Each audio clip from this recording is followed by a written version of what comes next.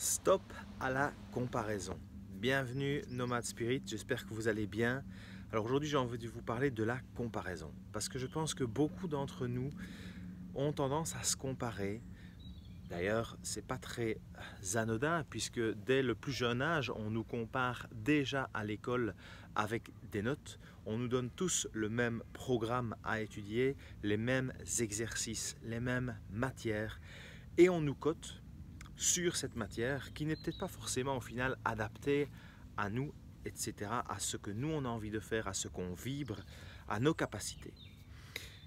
Et je croise beaucoup trop d'adultes, alors sans parler des enfants, mais d'adultes de mon âge, plus âgés même, plus jeunes, qui n'arrêtent pas de se comparer et qui se minent la vie tellement ils se comparent. Et pourquoi est-ce que je vous partage ceci? Aussi parce qu'évidemment, je ne vous partage jamais des choses que je n'ai pas vécues. Et moi, ça m'arrive encore régulièrement.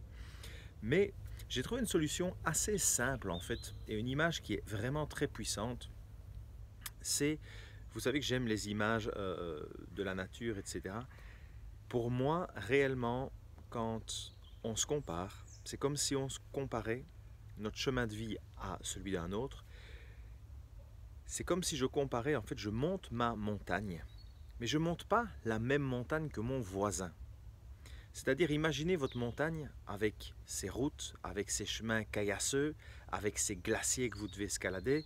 Peut-être que votre montagne, elle est très pentue. Peut-être que la montagne du voisin, elle est moins pentue. Et que celle de votre voisin de gauche, elle est encore plus pentue que la vôtre.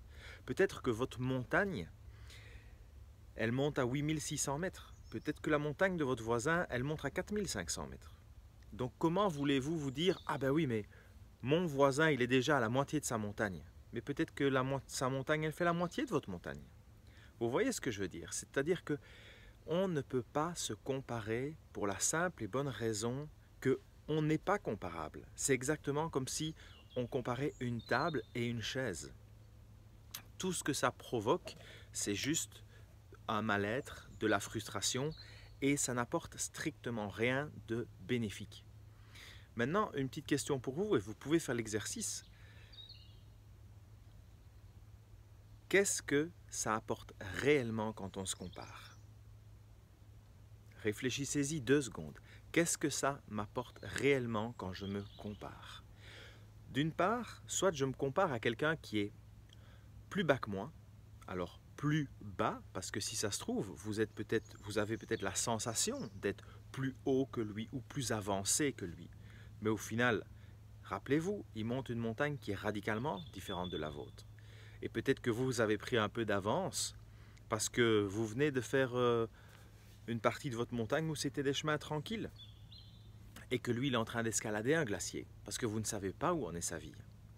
Mais vous allez vous comparer à lui. Et qu'est-ce que ça va vous apporter? Ça va vous apporter un peu plus de confiance. Ce qui veut dire que si ça vous apporte de la confiance, vous basez votre confiance en vous sur quelque chose qui est externe et qui n'est absolument pas propre et intérieur à vous. Vous basez votre confiance sur le chemin de l'autre, sur la façon dont il escalade sa montagne, tout en sachant bien que sa montagne n'est pas la même que la vôtre, son chemin n'est pas le même que le vôtre. Donc ça veut dire que c'est une illusion. Donc que cette confiance que vous prétendez avoir, vous l'avez construite sur une illusion. Quel est le bénéfice? Pour moi, aucun. Ou alors ce sont des bénéfices à très court terme. Parce que quand votre voisin va vous avoir dépassé selon vous sur sa montagne, la confiance ou la pseudo-confiance que vous vous êtes construite sur son dos, entre guillemets, elle va s'écrouler. Dans l'autre possibilité, vous allez vous comparer à votre voisin de gauche ou de droite, qui lui est plus haut dans sa montagne.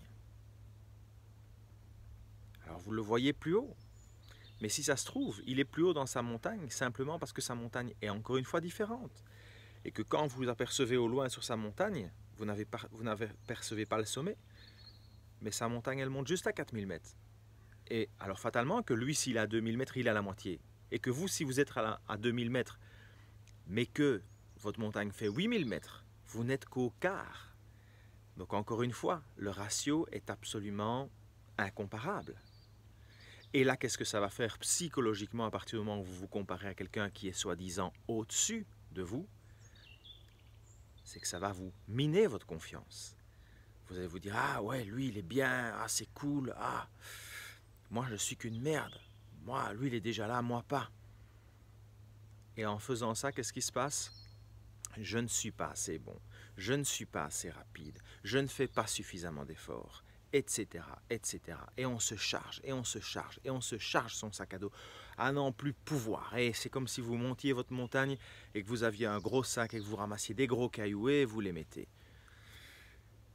Qu'est-ce qui va se passer?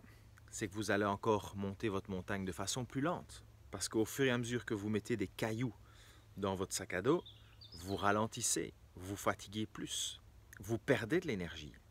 Donc, quelle que soit l'issue ou quelle que soit la façon dont vous vous comparez, d'un côté, vous vous comparez à quelqu'un qui est soi-disant ou que vous considérez en dessous de vous.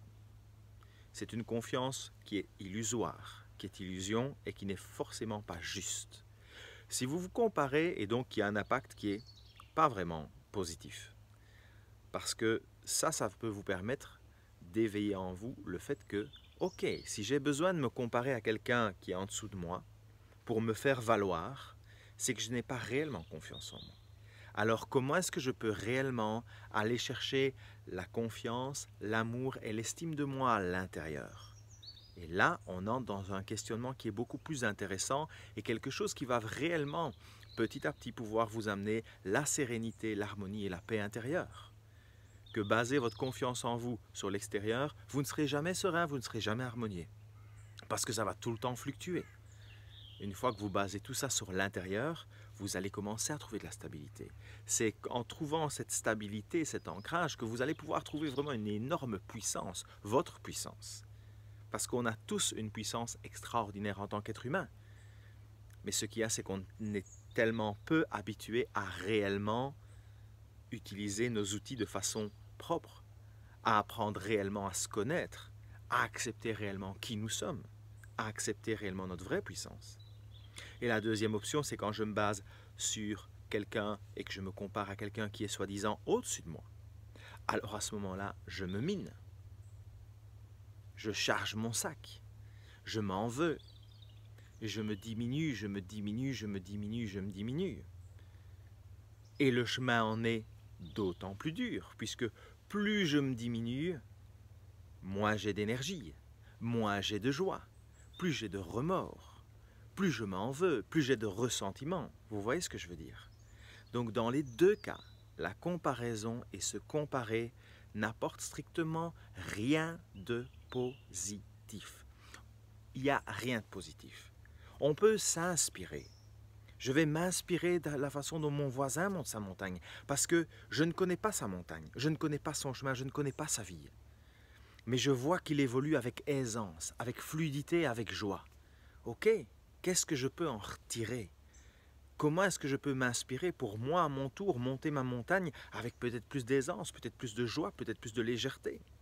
Peut-être qu'il a utilisé des outils pour monter à certains moments sur les glaciers de sa montagne, que moi je n'ai pas. Alors je vais l'observer. Tiens, quels outils est-ce qu'il utilise?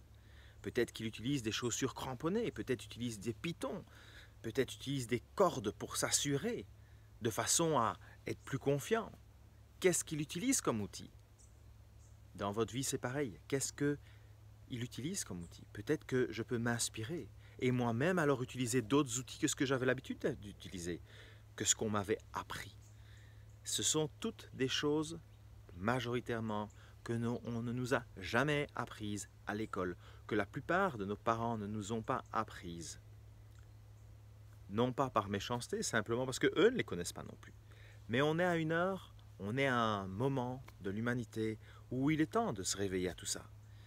Et je suis très heureux parce que je vois tellement de choses à propos de ce sujet. Donc voilà ma maigre contribution, cette petite vidéo que j'avais envie de vous partager aujourd'hui, Esprit Nomade. Prenez soin de vous, à très bientôt, ciao ciao. N'oubliez pas, un petit pouce, suivez-moi, YouTube, abonnez-vous, réseaux sociaux, Facebook, Instagram, même TikTok. Et oui, j'ai fait le pas, je suis sur TikTok aussi. À bientôt, ciao ciao.